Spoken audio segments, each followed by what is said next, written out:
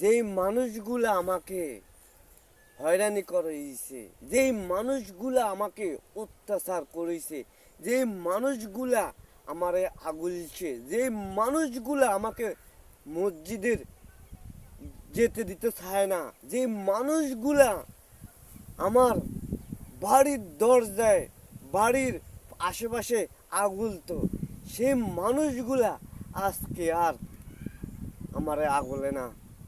একটা নীতি আমি পালন করেছি, যেই আমার বাবা আমাকে কষ্ট করে লালন পালন করিয়ে মানুষ করেছে, সে আমার বাবা আজকে দুনিয়াতে এই পৃথিবীতে নাই।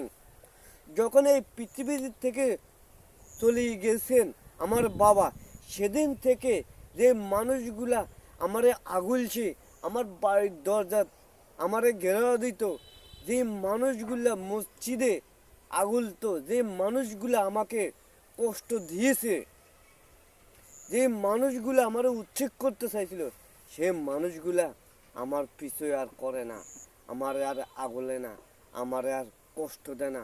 বুঝতে পেরেছে তারা যে আমি এই ছেলেটাকে অনেক কষ্ট দিয়েছি, এই ছেলেটারে যতবার আমি আটকাইতাম চাই ততবার আমি বিপদে পড়ি, যে এই ছেলেটাকে আমি বারবার মিথ্যা অপমান দিয়েছে ভাই। আল্লাহর কসম করে বলছি, আমাকে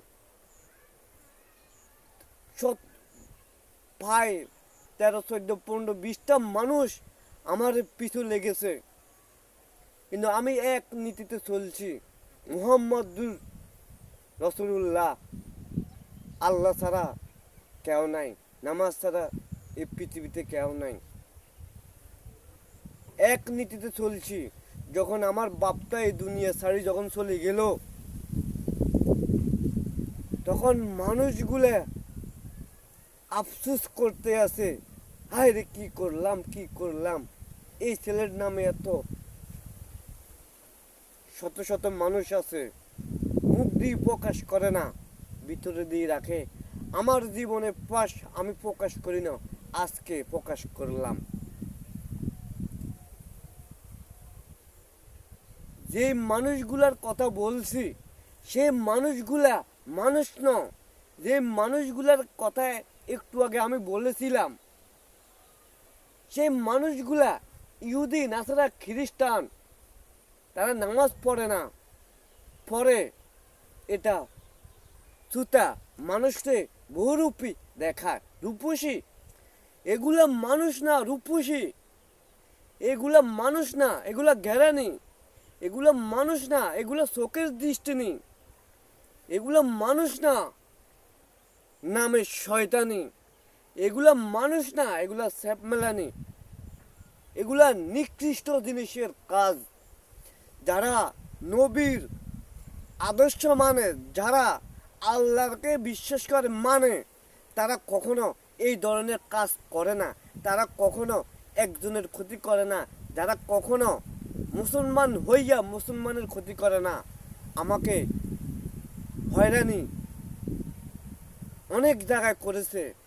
যখন আমি উঠতি বয়স আমার শুরু হচ্ছে, বিবাহ করলাম, তখন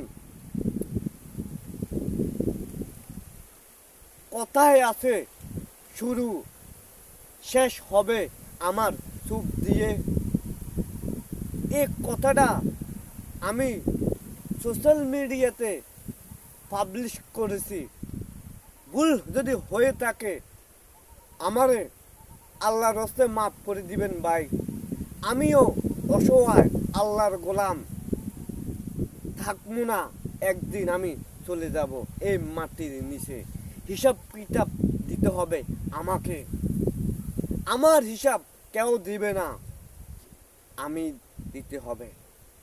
কিন্তু আমি এই জিনিসগুলারে সোশ্যাল মিডিয়াতে তুলে ধরতে চাই। কেন হলো আমার সাথে এই ঘটনাগুলা?